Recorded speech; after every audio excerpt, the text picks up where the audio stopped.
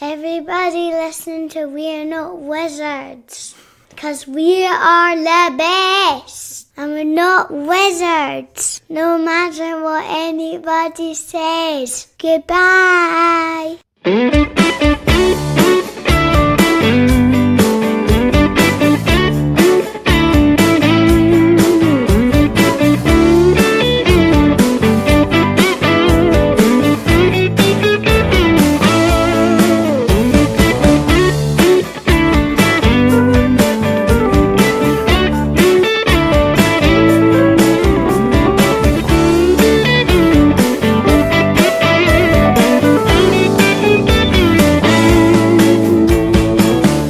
Welcome to another episode of We're Not Wizards. My name's Richard.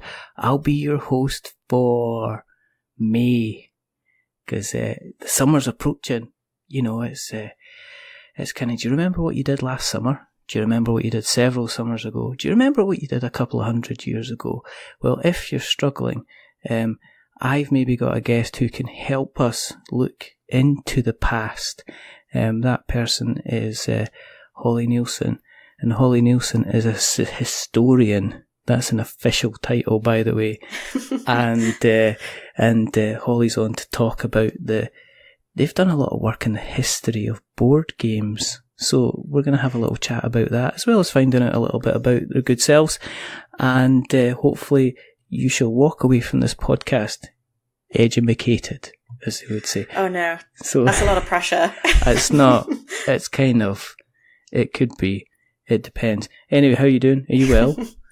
Yeah, I'm alright. How are you?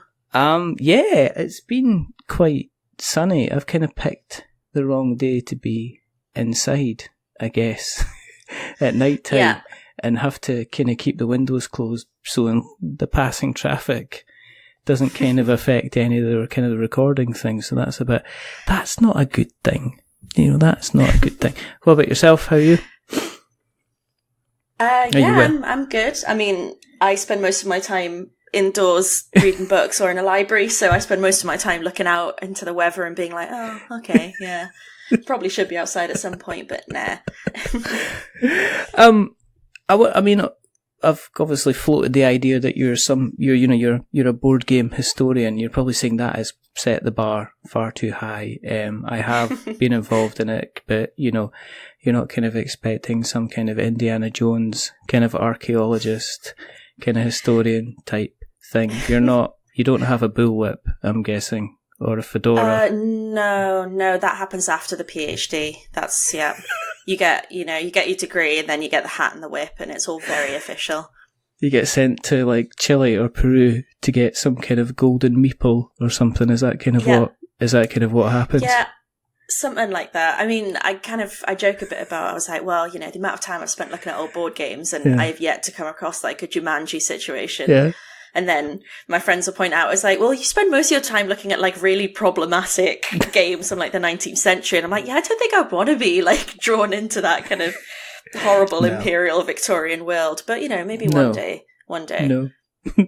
Are you quite a keen kind of board gamer yourself? I mean, do you manage to get, obviously doing what you do, I mean, it must take up an awful lot of time. I guess after kind of like a hard day where you've been looking through kind of stuff, you're kind of like the last thing you want to do is actually to look at another board game. But are you quite a regular kind of player of games yourself?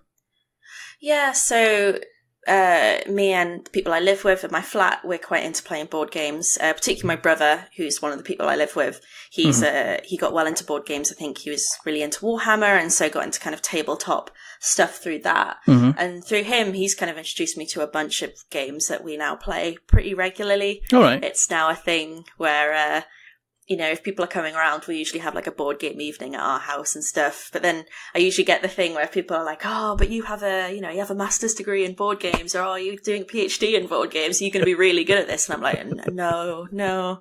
Like, as much as I wish like I was just starting a PhD and, oh, yeah. I would have thought they would have done some kind of practical kind of thing on it, that you would have had to kind of like the practical exam would have been, you would have had to have been good at board games in order to continue doing kind of like the PhD. Did you not have to kind of do that then, no? Yeah, just just write hundreds of words on Monopoly strategy, and that's pretty much it, really. I can imagine that could be actually punishment for some people, having to sit down and spend, like, I mean, all the good people have done well in their PhD stuff so far. You can go and sit in that room and you can write about all the nice games, and you over there, you can write about tactics for frustration, and also for Ludo, and you can also Twister as well. Oh, not Twister, kind of thing, and so on and so forth. Do you remember what's your history been like with kind of like board games? I mean, what was the kind of the first games that you remember kind of playing? So, as a family, I remember board games being a thing I always wanted to play, but rarely were my parents kind of like not working late hours, or not about enough to play with me. So it's always a thing of I always wanted to play, and rarely when we got the occasion to, I was always like, yeah, but actually, we didn't play that much. I remember kind of having a Disney Trivial Pursuit that I used to make people play because I knew it was the only way I'd ever win a game of Trivial Pursuit. What were the questions? Kind of things. Does that mean does that mean that your Disney kind of trivia is right up there? That potentially, if your paths had gone another way, you might have been doing a PhD in Disneyology or something like that instead. So yeah, so the path that I chose not to take, I looked at the board game and I looked at the Disney aspect and I was like, well, there's only one of these I can choose. But yeah, and I just remember playing a lot of those kind of really plasticky, physical, kind of like Mousetrap and things like that, which I'd often just, kind of play by myself, set them up and just fiddle about with them, but I don't really count. It wasn't really playing like you'd play a kind of normal board game. But yeah, so that was it really. And then I didn't actually, a lot of people kind of think like, oh, well, if you're kind of studying these things, you must have been well into them as a kid. And not really. It was something I always wanted to do, but never really did. So maybe this is my way of making up for it now by just, filling all my spare time looking at these things. But yeah. You always had an interest in kind of like history. Because I guess so people who aren't aware of kind of a bit of your background, you're not just a historian, you're a writer. And you have done quite a lot of writing in the kind of the video game kind of field. So were video games kind of like another area that you kind of found yourself kind of getting interested in as well? Kind of, did the two kind of come hand in hand, or was it kind of like video games first before it was kind of like board games? So I'd say it was probably video games first, because I used to play video games quite a bit as a kid. And kind of got into games journalism when I was doing my undergraduate degree. And just wrote about video games, and kind of came across board games as a topic almost by accident, really, because my undergraduate and what I did my undergraduate dissertation on were absolutely nothing to do with board games. I didn't even do modern history. Right. I did early modern history, and I wrote my dissertation on I'm trying to remember it now. It was Robert Boyle and Isaac Newton in their alchemical and magical research. Oh, right, okay. So my kind of special topic was I was interested in ritual and kind of spheres of ritual and things like that. And then I remember going into the Black Cultural Archives in Brixton for a totally different reason. I was there with a bunch of people from my course, and one of the things that was brought out was it was a board game made by a Black and Asian women's group in the 1970s, I think, in East London. All right. And it was a homemade Snakes and Ladders board. But the point of the game was that you always lost because you were playing as a Black woman in society at that time. And it was this kind of dark humor kind of, and I just thought it was just so powerful and so interesting. And it was also at a time when in video games, kind of Gamergate was happening, and there was all these ideas of games being political and being progressive, and a lot of fight. And as a historian, and as well anybody who kind of looks at the humanities know, that everything is political in its own way. And it was kind of really infuriating seeing this. And I like this idea of kind of taking games into this longer narrative that goes because I think video games are often kind of treated in this kind of little digital bubble. Yeah. And actually there's this much longer history of kind of rule-based, structured play that goes into into board games. And so, yeah, just kind of those kind of two things. And then also looking at ritual, which is a lot of the kind of theory around ritual is very similar to theories around play. So it all kind of like merged together. And then I started doing a bit of reading, and then I realized like, oh my God, there's like barely anything, there's very little written on board games, particularly like social and cultural history. And that very rarely happens in history. Usually you think of a topic and then you'll go and there'll be this like, hundreds of books written about it. And so, yeah, it was a big shock to see that actually there wasn't much there, which is good, but also incredibly intimidating, because suddenly you don't have, Professor so-and-so, you can follow their thesis. You have to suddenly think on your feet a bit more, which is, I think, a challenge that I've enjoyed quite a bit.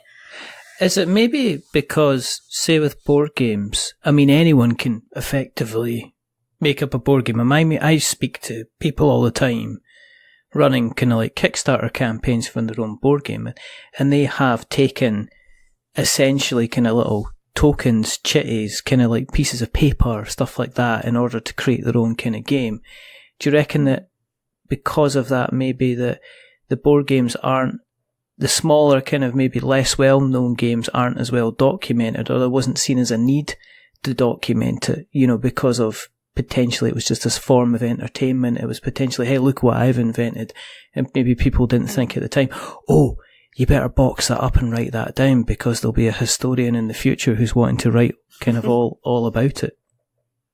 Yeah, I think there's definitely an issue with kind of what gets put in an archive and what doesn't. And so there's a couple of, so the Museum of Childhood in London has quite a big board game collection, but it's actually when we kind of get these old board games now, it's mainly through donations of private collectors, because museums for a long time were like, well, it's, it's not worth keeping these things. They're just these items of play. They're, leisure. They're not, important, quote unquote important things. And yeah, so you get kind of these private collectors who, over the decades, or, some of them going to century, have like collated these huge, this huge amount of board games. And so, and they're now kind of slowly being kind of donated to these museums and archives, and so are then available to historians and to researchers. And so I think, there's kind of, I think the Bodleian has this huge collection now, which it got over the last few years. And so like all of a sudden there's this huge amount of material. But it's still a bit kind of disparate. It's still a bit kind of all over the place. Like when the archives I use are like a little bit of everything, other than the kind of Bodleian and the Museum of Childhood. There's the Imperial War Museum has some, First World War games, and then the Museum of London has some suffragette games, and they're kind of dotted all over the place, which makes it a bit more challenging, because you don't really have this central hub. Yeah. But it's hopefully with kind of more readily available archives, more people will become interested in them. But it's a difficult thing, because I think a lot of history departments especially can still be a little bit kind of ironically stuck in the past with how they approach history. And I can't believe you went there. Yeah, I'm so sorry. No. But it's a difficult thing, but I think more and more there's becoming a bit more awareness of it, and it's taken a little bit more seriously, and there's some brilliant historians who have like done very good work on it. So it's kind of gradually building up into this bigger thing, but it's exciting to see it happen. Yeah, I've seen the same thing recently with the discussion over the kind of the archiving and the collection of kind of like video games, and the kind of basically that video games have a shelf life to the point where they might not necessarily work anymore, and that due to kind of like copyright issues and availability, you just can't get hold of any video games unless you're kind of getting them kind of nudge nudge wink wink kind of illegally off of kind of like ROM kind of places, which is kind of, it's almost like, well, we're talking about documenting history, but 1980s, when a lot of video games started off, that's a good, that's a good while ago now, and we're losing a lot of stuff because of IP kind of protection and stuff like that, which is kind of like kind of like a strange thing. How old are board games?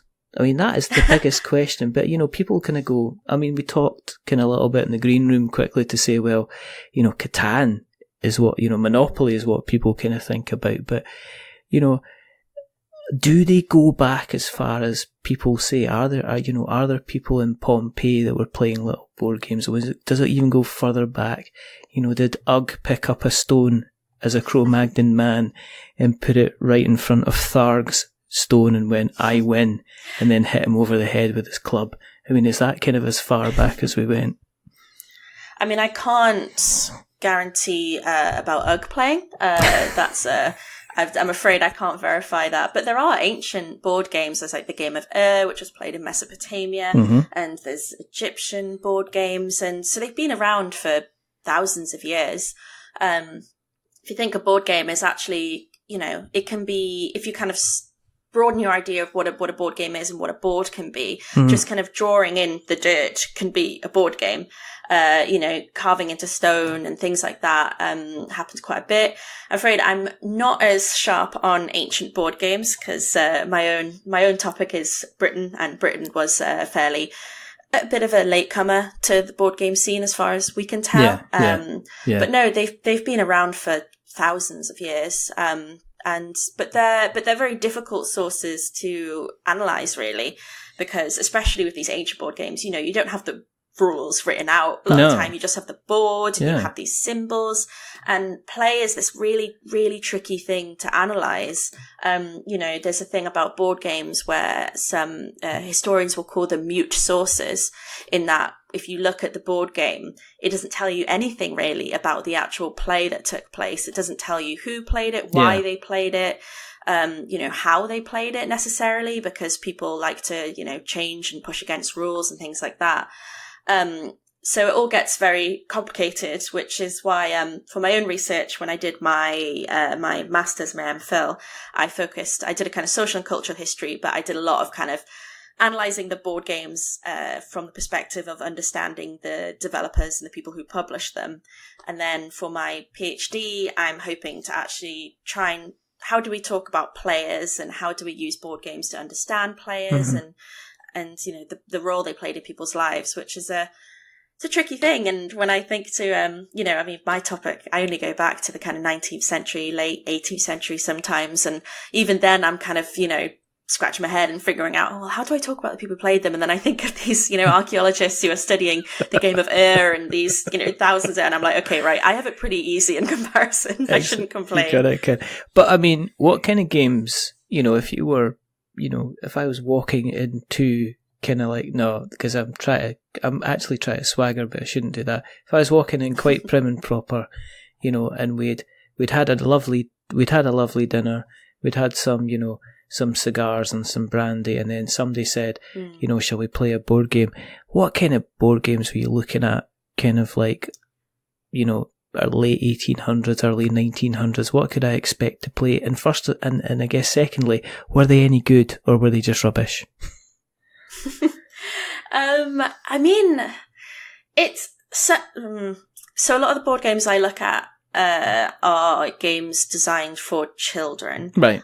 So I spend I've looked at more Ludo and Snakes and Ladders boards than anybody should ever look at in their life. I've seen so many.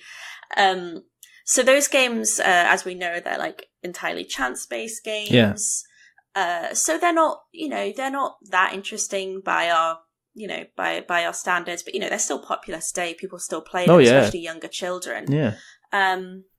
But then I guess, you have chess and things like that, which are huge. In the kind of 19th century, you get the first chess celebrities appearing. Right. And it was treated like a proper sport. It was, kind of sport columns and newspapers had a chess section. It was taken very seriously, and it was and you get these celebrities popping up, and it's a really interesting, the whole culture around chess is really fascinating. So that's a big one.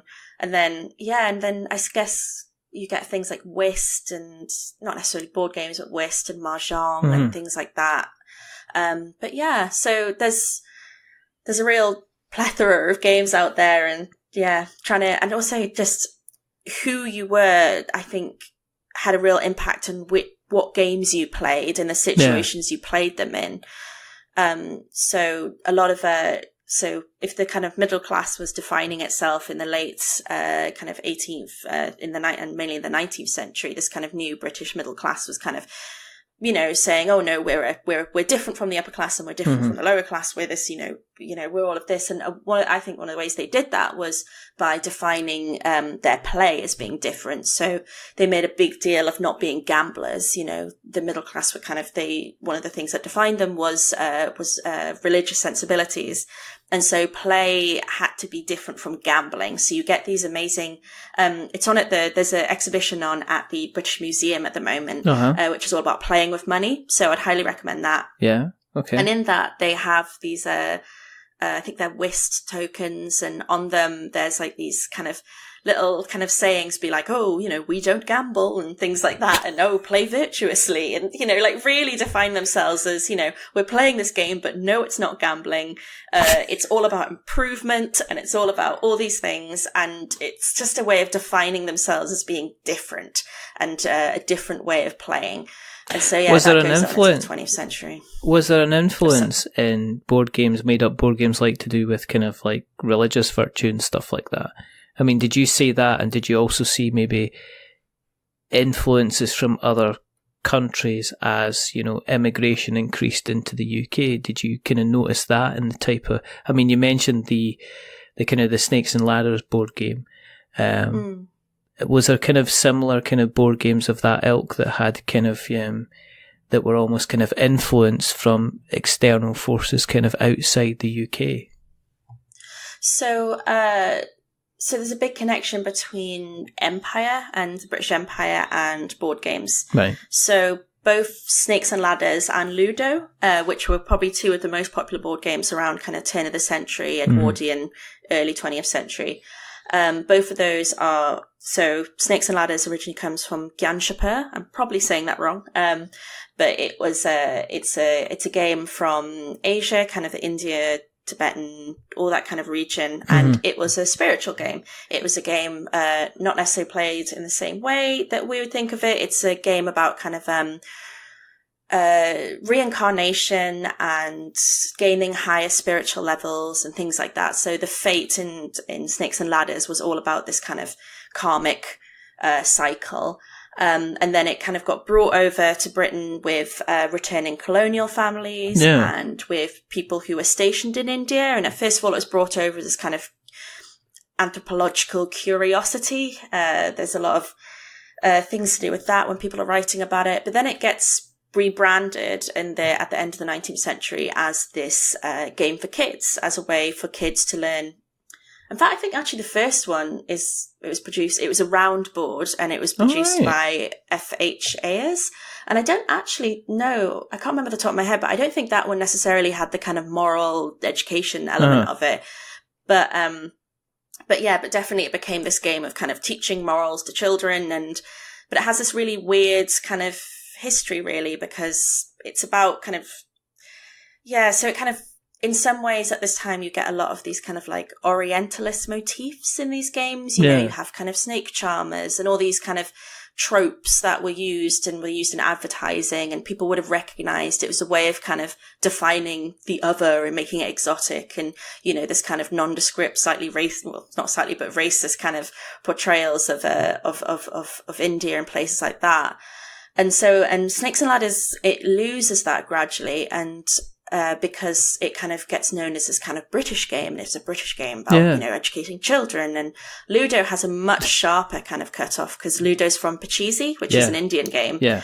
And then the kind of who branded Ludo first is a very complicated, there's like a whole bunch of things going on. But basically it comes over, someone, you know, it all gets rebranded as Ludo. It becomes a lot simpler to the original game Pachisi.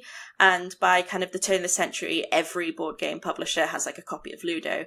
And it gets to the point where there's kind of all these advertisements saying, oh, this is the kind of, you know, the grand, great old British game of Ludo. And also we have the new exotic game of Pachisi, even though Pachisi is much older than Ludo. But it just lost it kind of, you know, this kind of Asian game design had just been totally co-opted by Britain, and, you know, and just all of its kind of original connections just lost at that point. It was just, by the time when it was rebranded as Ludo, it just lost the cheesy connection totally.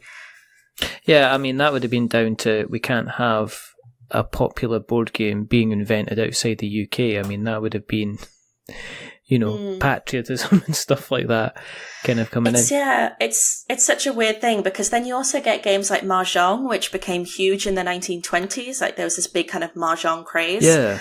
And a part of that was, it was this idea of kind of having this authentic play. So when people were talking about it, they'd be like, oh, well, I learned this from someone in Hong Kong. And there's this idea of kind of, it being an authentic kind of, it's this kind of exoticization of play and these things. But I think there's also, but when it becomes connected to children and childhood, it becomes a little bit more complicated. Uh-huh. And so, but yeah, there's a lot going on. That's why board games are such a brilliant source, because they show this tension between, kind of, they're very like domestic items at this time. Games like Ludo and Snakes and Ladders, they show this tension between domesticity and empire and teaching children and all these complicated things floating around.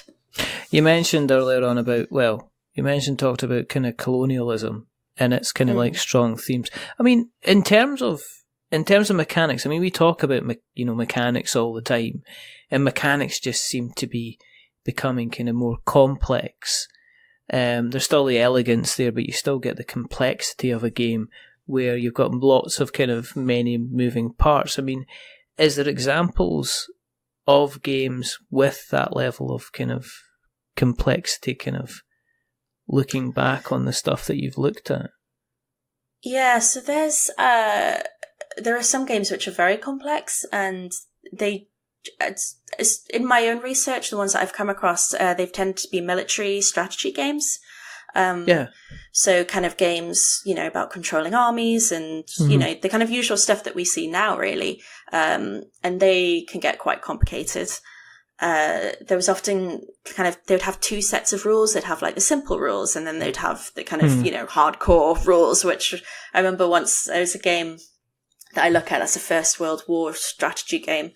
And I was kind of sat down, and the map is just the playing board is a map, and it's just incredibly intimidating. And I was trying to read the rules, and I was just like, oh God, why can't it just be Snakes and Ladders again? I know where I stand with Snakes and Ladders. Did you get kind of like the themes of colonialism in some of these games there? Was it all very kind of, you're taking over this beautiful land and making it British and stuff like that? Was there kind of like hints of that? Or did it get kind of like, because you mentioned that some things could be problematic, to say the least? Yeah, so vast majority of games I look at are problematic in some way or another, as is that's what happens when you look at old things generally. So you get a lot of some of the first kind of board games designed for children and for education were created in the late 18th century, and the first ones were geographical games. So they were games about teaching geography and kind of traveling the globe, and basically, map makers or publishers that would have these maps. You could like throw on a couple of like numbers, a general route, and it was a board game, and you could probably sell it for a little bit more. And so a few publishers did this, and you get a lot of geographical games, a lot of kind of games about teaching geography, and then you start to get a lot of games about traveling, it's called like Traveling the Colonies, or, the Great Game of, Empire, all these things which are about teaching children about the empire and the places within the empire. Yeah. And yes, I've just written a chapter on them, so they're all very fresh in my head. Yeah. But a lot of the time, one of the things I would argue is that they're kind of teaching, well, on the surface, they're meant to be teaching kids about, places like India and things like that. But actually, I think a lot of what they're actually doing is trying to instill an idea of a British identity in kids by pointing out the other. So kind of, it's ostensibly about traveling India, but what it's really doing is showing trying to show a British identity by showing everything that a British identity isn't, which is which is a lot of what's going on in literature at this time as well. So there's quite a few games like that where it's you have these kind of really thick rule books, and they'll have all these descriptions of places and peoples, and it gets incredibly problematic. It gets incredibly, as you might imagine, just very, very racist, very kind of, yeah. But it's there, and it's a really big part of the history. Is there a part, I mean, were they moving into kind of like different themes as well? Did you get, I mean, obviously, and I mean, nowadays, I've seen games based on kind of like everything from, butterflies to kind of having a mariachi band to kind of like, collecting ducks to, fighting other squirrels for nuts and stuff like that. So was there kind of like a wide range of, those types of games probably exist as well. You can just pick a theme nowadays, and there's no doubt somebody's made a game about them. But was there that kind of wide range of themes kind of going back, or is that something that's kind of relatively new as people look for a commercial difference to sell their particular game? There's quite a few different themes, but I mean, probably not in the same way as there is now with all those kind of things like that. There's kind of a lot of these games, they would refer to kind of stuff that was going on in society at the time to try and sell board games. So you'd get games about like the suffragettes, or games about political things that were happening and social movements and things like that, to try and cash in on this kind of quick kind of turnaround thing. So you get kind of games about that, and then I guess you get games about kind of Peter Rabbit, or you get kind of fantasy games or fairy tale games, but probably less abstract than a lot of games we have now. Yeah. Was it more a case of taking a kind of a classic mechanic and then kind of putting the kind of the soup du jour over the top of it and saying, right, there you go, there's your suffragette movement, or, Yeah. Here you go, here definitely. Here's another topic that we cover. Here's another one here. Get these out, because these will be selling like kind of like hotcakes today, kind of thing. So there's a lot of that. Like most of the games I look at are race games, like really simple. You have like a board and you roll a dice or you spin a top or whichever, you move, and then there's like hindrances and there's benefits to certain spaces, like super simple. And often they would just kind of a theme was just thrown on top of it, mechanics not changing really to reflect the theme, and the theme was just kind of put on top. So it was a way of kind of getting a quick turnover, and also it was a way of you didn't have to explain your game, because everyone looking at it would know how to play it, and so it wouldn't be this big intimidating thing that would need a big rule book. It could just, everyone would know how to approach it. Is there, in terms of kind of like the modern kind of stuff, is that something that you would look at as kind of time goes on? Would you kind of drift into kind of like board games and kind of like round about the time of like Second World War and onwards? Have you kind of jumped into that area at all? So for my MPhil research, my dates were kind of circa 1880 to 1930. Yeah. But for my PhD, at least at the moment, I'm sure it'll change vastly, as they always do. It's the dates I'm looking around are around 1860 to 1960. Oh, right. Okay. So moving a little bit further, making it a little bit more modern, because there's a whole bunch of reasons, but one of the main ones is I'm really interested in players themselves, and I want to do some oral history kind of interviews. I want to talk to people who played games as kids, and so moving your period a bit further in, I'm more likely to find people who played games in the 40s, 50s, early 60s than I am in the 1880s. Exactly. So makes it a little bit easier. Picking this time period because there's less dead people, basically. Yeah, pretty much. What kind of, have you already started to kind of look around at kind of like the games that were kind of available at that time? Is this where you start to slightly head towards the kind of the more commercial stuff once you hit into kind of like the 60s kind of thing, or have you kind of not looked that far yet? Games get kind of super commercial like quite early on, so kind of when printing becomes easier and cheaper, kind of in the late 19th century, then, you know, there's this kind of, there's loads of games. So they kind of, it's, and also after the First World War, there's this big boom because, Germany was the leader before that in toys and games. And then after the First World War, a lot of games companies, got a big boost because it was, earmarked by Britain as an area where Britain could thrive in the absence of, German competition. So they got a lot of investment through that. Yeah. And America makes a lot of board games at this time, and it becomes this big commercial. It's big business, essentially. You know, there's a lot of money to be made in board games at this time. So it's kind of a gradual thing, really. But I'm interested to see, as I'm very new to the 50s and 60s. It's only something I've just started looking at. So I'm interested to see what happens there. So I might, give me another couple of years and I'll give you a good answer.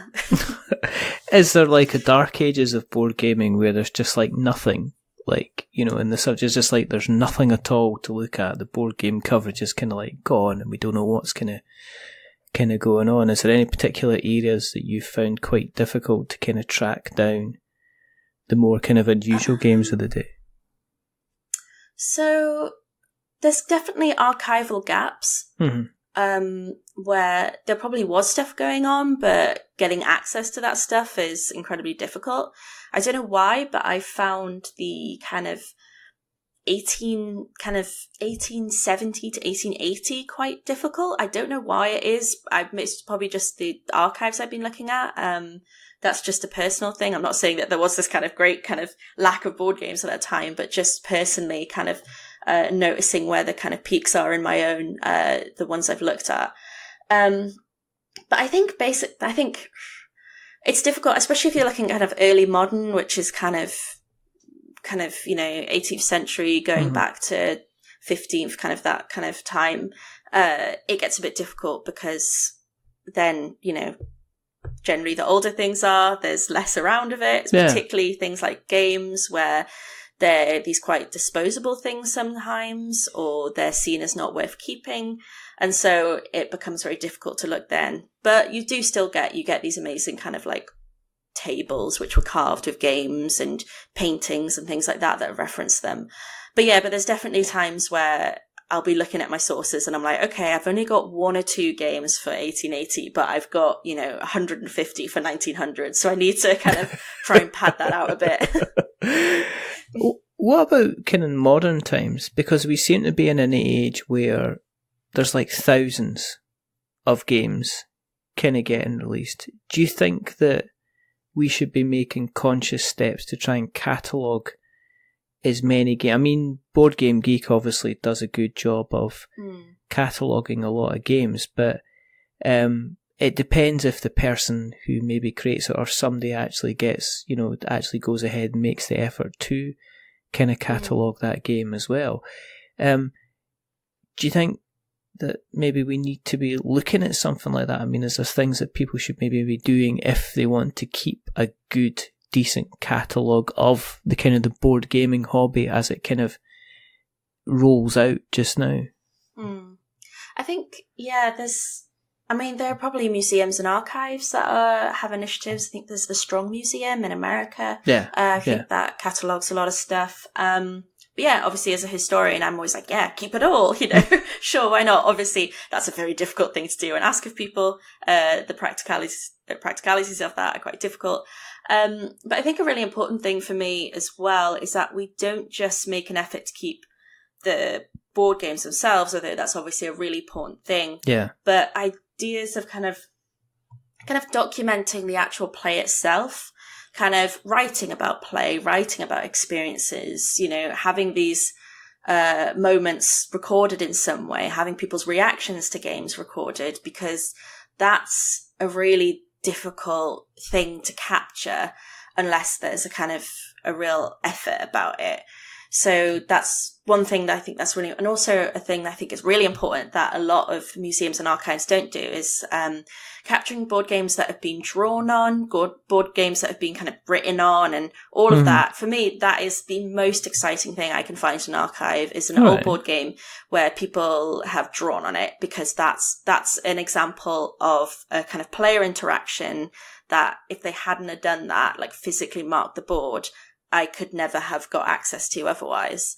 And so, but because a lot of archives and museums, their priority is to get really, pristine examples of games, that these kind of games are often lost. They're often thrown away, or they're kind of left in people's attics and things like that. And actually, that's incredibly valuable. And that's really important. How we go about actually collecting those things, I'm not entirely sure. Yeah. Maybe, I think there has to be a way, even if it's not the physical things, but there's some kind of archive where if you could take pictures or record memories, things like that, then yes, that would make it a lot easier for future historians. Yeah, because I think at the moment the board game kind of media, it concentrates on it does concentrate on previews, it concentrates on like reviews as well. There are playthroughs, but you get very you're right, you get kind of very few let's just see how this unrolls. We've got it on the table, let's play it, let's see how people react. It's a very, I guess, because it comes down to people kind of giving measured opinions on how they feel about games sometimes, and sometimes they go right into the experience, and other times they're just saying, well, here's the rules, and this is kind of what I thought about it. And I guess we're not thinking about it at the time to say, how is somebody in 50 years going to be looking back on this and, try to find out more about the game? Is why was Catan so popular? Why did everybody think Magic the Gathering was fantastic, kind of thing? And it's like, well, if you look at the cards, you can see, from a skill point of view and from building decks, how skillful you must have been. But I guess, are you going to see here's an actual tournament kind of unrolling and us filming the players and how their reactions are and the kind of the stress they're going through, or how jubilant they are, or the general feel of the room and stuff like that, which is, I think, is maybe needing captured more. I don't know. Yeah, stuff like that is just, it's so important. And I think there's also an element of, it's also a really personal thing, right? So if you're kind of, a lot of the time when I use kind of oral history sources and things like that, when people have been interviewed and asked about things, when people talk about board games, they generally talk about people.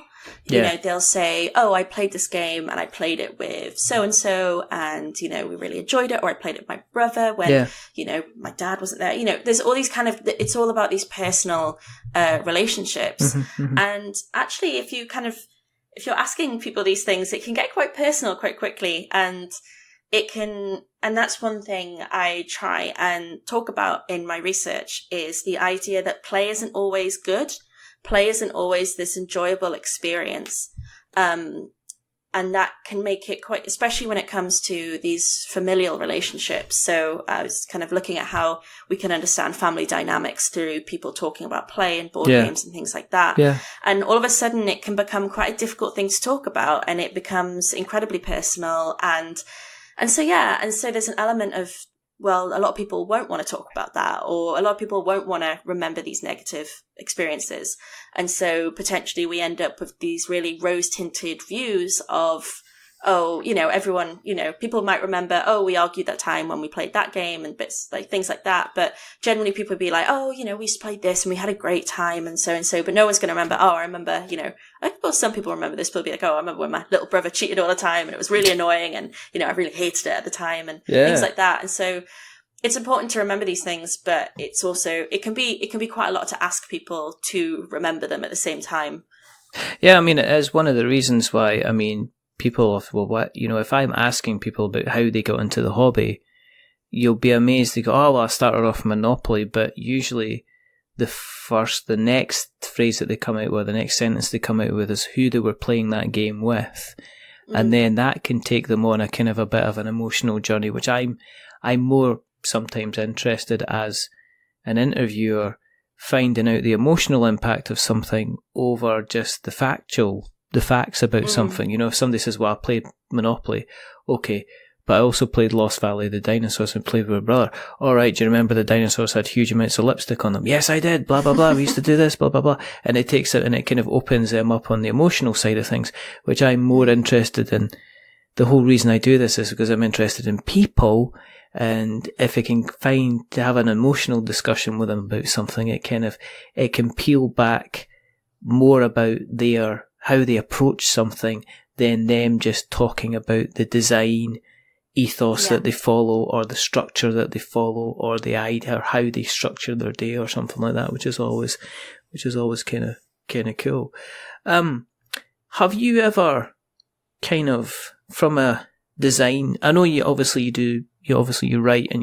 stuff for the Guardian. You've done actually talks and presentations in relation to board game history as well. Have you ever thought about kind of going into kind of like the design side of things, or, you know, reproducing some of the older games and saying, well, here, you know, let me do an updated version of this game just to show people how the mechanics would have worked and things like that? No, I've definitely thought about it. I mean, I'm not a designer. I've never designed anything, so I've got these ideas in my head. I would probably be terrible at it in practice, but I think there's definitely, so one of the things I think games can be really great for is showing historical research. Yeah. Particularly if you're looking at things like processes, like economic, political, you know, all these processes I think work a lot better in a non-linear interactive fashion than they do in a big block of text, because a big block of text is just impenetrable to so many people. But games are a really good way of getting some stuff across. And I think about it quite a lot when I'm kind of looking at my research. I'm like, well, I'm researching play and I'm researching players.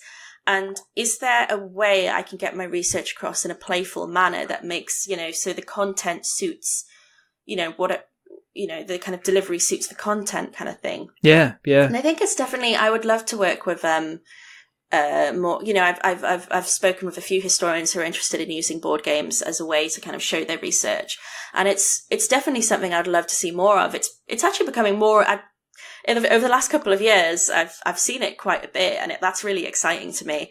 And so I'd love to get involved more with stuff like that. I think there's such a huge potential, and there's just all these amazing untapped kind of research avenues.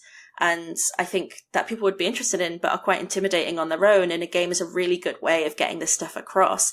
I also think it's a really good way for historians to kind of, even if they don't use a game as their dissertation or as a replacement for a paper, it's still a really good kind of thought experiment, I think, because you have to think about your research in an entirely different way. Yeah. And you have to kind of restructure it in your head. And so I think it's actually I'd love to see more historians kind of approaching their research from a more playful manner. Not playful in the sense of kind of, going to be lighthearted and fun, but in the sense of kind of structuring things and, you know, creating a narrative and creating a flow and mechanics and all these things. I think there's a lot of value in that.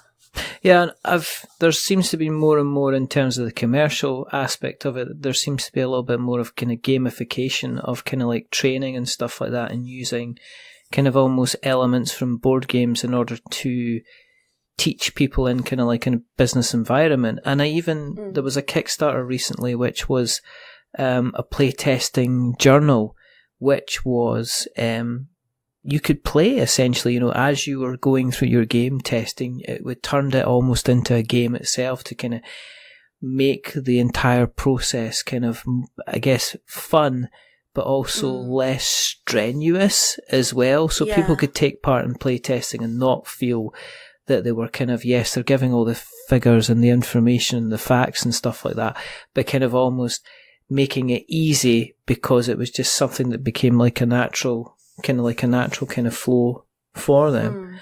Do you think that in terms of the way that board games are going, that and I've seen this in the video game space, that we need kind of more critical writing in the board gaming space? You know, that we seem to be kind of at the beginning of where we are in terms of, you know, it's very popular. You know, it's worth, you know, hundreds of millions of dollars now, the board game industry. There's thousands of games coming out just here. But a lot of the kind of the journalism on it still seems to be very kind of, let's do some coverage on a game and not kind of maybe taking the next step yet.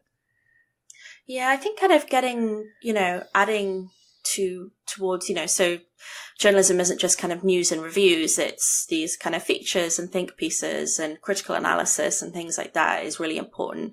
I think there's lots of great stuff happening in kind of game studies and this kind of the theoretical side. I'm pretty firmly based in history, but kind of taking, you know, poaching bits from game studies, but it's fantastic seeing what people are doing. So I think that's important, but I think also, I think kind of bringing it to the journalism side is very important, especially, you know, kind of reading stuff about kind of, so like colonial aspects of games and kind of rethinking, well, why are we, you know, all this stuff is about dominance and what does that tell us about, you know, the way we play and why we play and, you know, what, you know, we can't just blindly use these themes anymore. We really have to think about why we're using them, why they're used so much, and kind of analyze that a bit more. And I think that's really important because I think especially when it comes to things like colonialism, you really have to think a bit and you have to dig deep. And, you know, and as a game designer, you don't just get to take these themes and these tropes and just kind of use them because they're there. You really have to take responsibility for the stuff you're creating and the themes that you use. And, you know, you have to really think about, well, why am I using this? You know? And I think that's a really important side of it. Is there anybody that you kind of, that you regularly go to kind of read about or listen to or anything like that? Is there any kind of like podcasts or media that you kind of go to in order to kind of, you know, that's helped you with your kind of your studies? You know, if anybody's going to listen along tonight, and they said, "Oh, I'd like to take a couple of steps down that alley and into that street. How do I start my little journey down there?" So there's a podcast called, oh god, this is where I'm going to get it wrong. It's a Game Study Buddies, I think. And yeah, so I've listened to a few of them, and they kind of take these kind of game studies, study buddies. Sorry, there's an extra study in there. But yeah, they kind of do an episode, and they're quite long episodes, but they basically, it's two guys, and they're both academics, and they take these kind of big key texts in the area of game studies, and they just talk about them. They kind of go through them, they discuss them, you know, for a bit, and it's very approachable. It's very interesting, especially, you know, these kind of big texts can be quite intimidating, especially also it can cost a lot of money to even get access to this reading material. These books can be quite expensive, or if you don't have institutional access to libraries, things like that, it can be really difficult. So I think that's really great. It's a really good podcast. A lot of the time I'm very lucky in that I know a few people who work in the area, and I often process a lot of stuff just by talking through it with my friends, really. I've got friends, you know, who are doing kind of more straight history PhDs, people who are more in game studies, people who are in kind of cultural analysis, and just kind of talking to people from these different backgrounds. I think one of the main things is to be really interdisciplinary. And I think it's a buzzword and it's kind of thrown around a lot now, especially in academic spaces. Yeah. You know, everything is interdisciplinary. But actually, especially for something like board games, you really have to be, because there's not a literature in how we talk about players in like my own area in history. And so you have to kind of branch out into psychology and sociology and then kind of, you know, these kind of theories around games to make sense of it. And so I think, you know, no matter what your background is, or even if, you know, you're not necessarily an academic, there's a lot of different ways you can approach it, and you can like read, you know, kind of selected little bits and listen to stuff, and you kind of think, oh, that's interesting, and just kind of follow that through, and you'll think, okay, well, actually, I quite like this psychological angle, and, you know, maybe I'll think of it in terms of that. And I think just kind of really broadening the places that you draw information from it's always great, especially when looking at games and play. And the other thing that you also do, as well as you do freelance work, you do a fair bit of kind of writing on occasion as well. And Is it mostly kind of video game stuff that you're doing? Are you doing kind of other stuff as well? Because I know that you write for the kind of, is it The Guardian? You do kind of regular stuff for? So yeah, it's interesting. So it's mostly been video game stuff, but I've noticed the more I do my research, the more I'm kind of noticing these kind of longer themes. And so kind of one of the things I've been really lucky enough to do, because I've had a few editors who've been really great and supportive, is kind of taking my historical research and applying it to these kind of modern issues. So I talk a lot about political games and the idea of games being political. And I use my research when I talk about that and show that, one of the ways that I kind of talk about, this idea of kind of publishers saying, oh no, this game isn't political, even though it's using all these clearly political themes, kind of pointing out how ridiculous this is, because as someone who spends all the time looking at games and archives, the idea of coming across a game that clearly has all these themes and thinking, oh, well, I can't look at it in that way because the publisher said so, is just so ludicrous. And the publisher even saying that in the first place is a massive political statement. Yeah. And they're actually putting everything in this context. Like, it just obviously shows how silly it is. Like, it's very silly. And, so there's kind of all these kind of longer themes that I'm starting to notice that hopefully I'm going to get a bit more chance to write about. So you're going to try and branch. I mean, if you were given the chance to kind of write more historical stuff, if The Guardian says, oh, just do an article on it, have a regular thing, talk about the kind of the past with it, would that be something you'd love to do, I guess? Are you not allowed to do it if you're doing a PhD? Are you still allowed, would you be allowed to do that?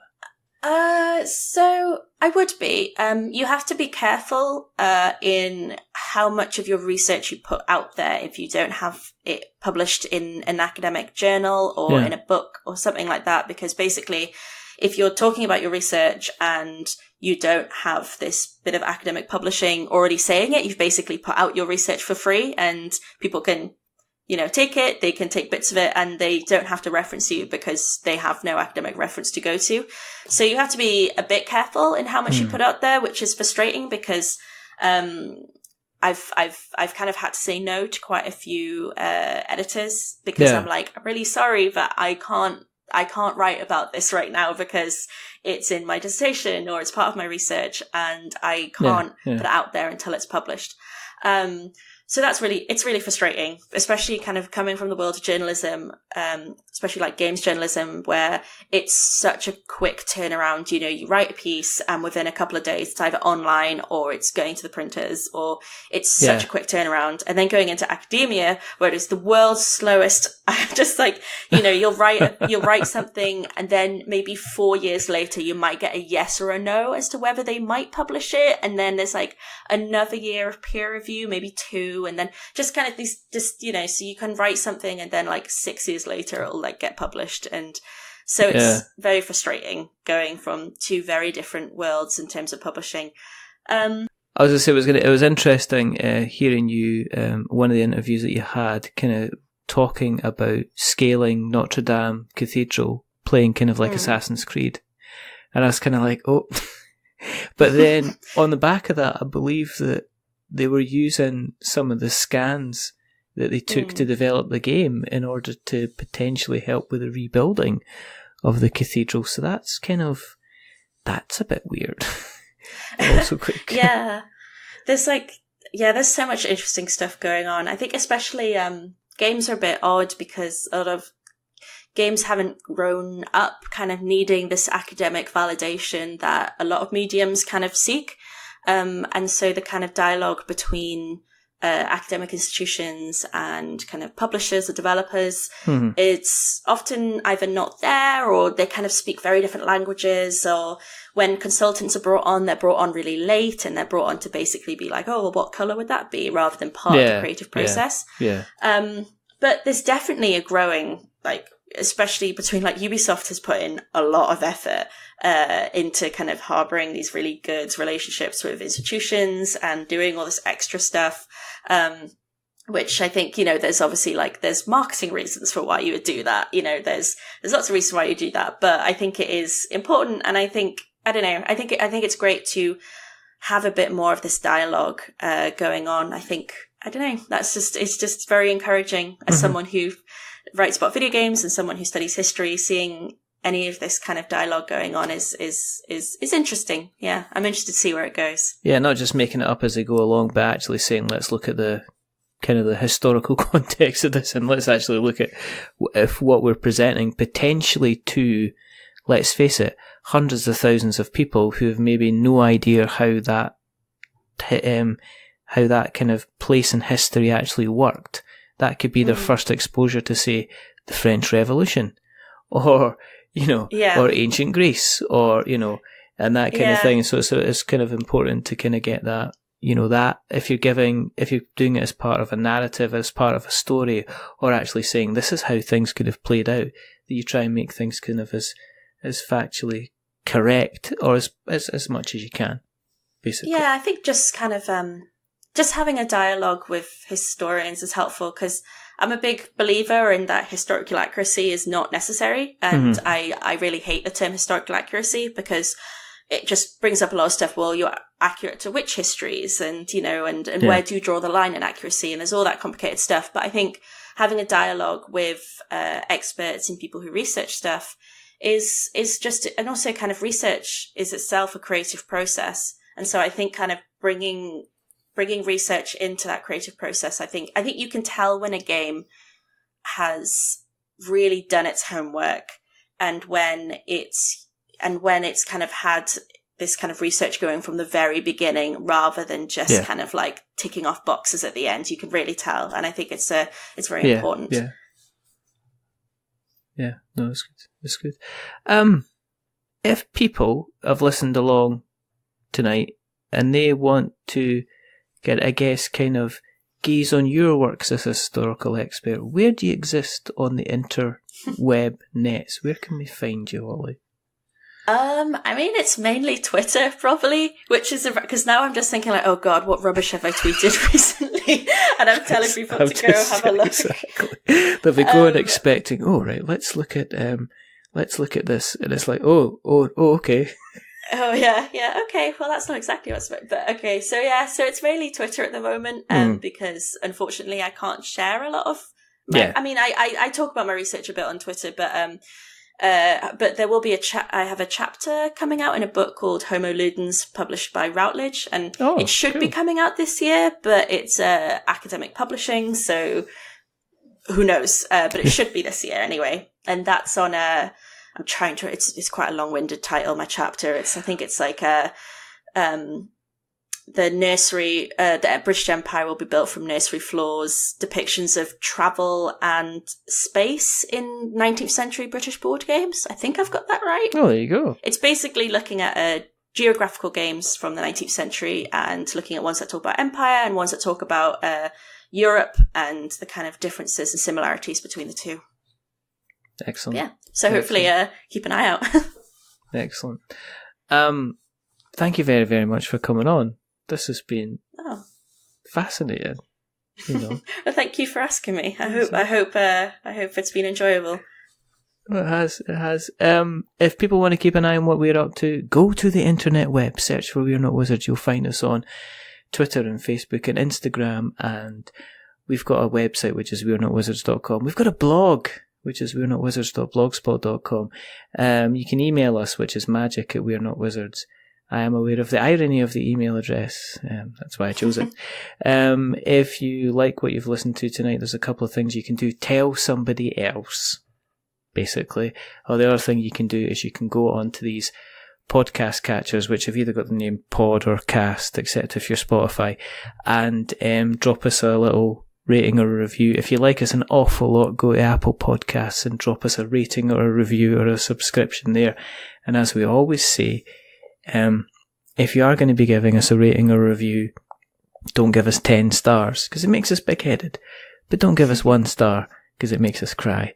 Give us something in the middle, like a 5, because it's in the middle, it's average, and we're just a little bit average. But the person who's not been average, the rather wonderful, rather fantastic Holly Nielsen.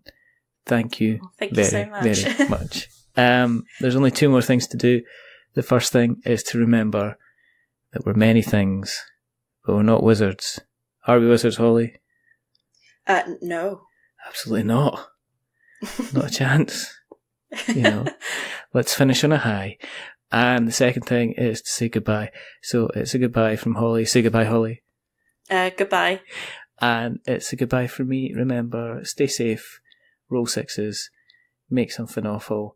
And, you think, board games, go back for ages, for a long, long time, and it's not just about Catan and Monopoly, it's Ugg and Tharg chucking rocks at each other over a little kind of stone tablet-y board type thing stuff.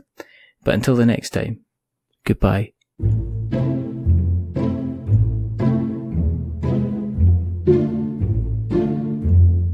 A wizard is never late.